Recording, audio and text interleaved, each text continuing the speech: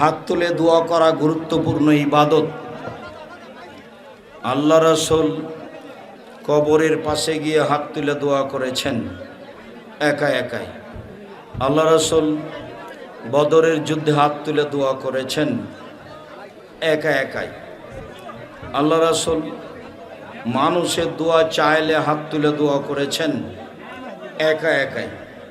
আল্লাহ রাসূল মানুষের একটা তহসিলদারি আদায়ের বোকামি দেখে হাত তুলে দোয়া করেছেন একা একাই। আল্লাহর নবী হজ করতে গিয়ে পাথর নিক্ষেপের পরে দুই জায়গাতে হাত তুলে দোয়া করেছেন একা একাই। ইব্রাহিম আলাইহিস সালাম তার আহাল পরিবারকে রেখে চলে যাওয়ার সময় হাত তুলে দোয়া করেছেন একা একাই। কবরের শাস্তিকে উল্লেখ করে আল্লাহর নবী হাত তুলে দোয়া করেছেন একা একাই। আল্লাহর নবী পানি চাইতে গিয়ে সবাই মিলে উল্টা হাতে হাত তুলে দোয়া করেছেন দলবদ্ধভাবে।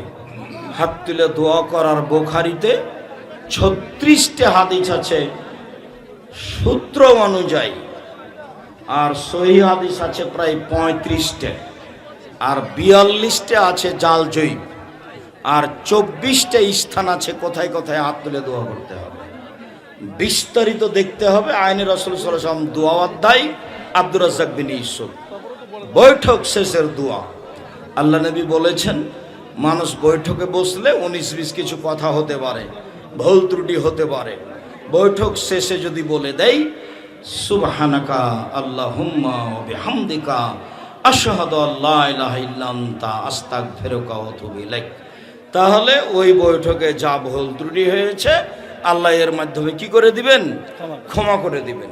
তখন লেখকেরা লিখছেন কাফফারাত মাজলিস, দোয়া কাফফারা মাজলিস, মজলিসের কাফফারার দোয়া।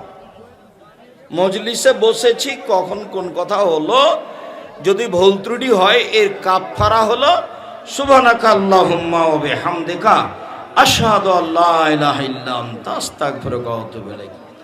আজকেও চুয়াডাঙ্গা জেলার জ্ঞানীগুণী শিক্ষিত মানুষ সবাই আছেন, মন খারাপ করবেন না।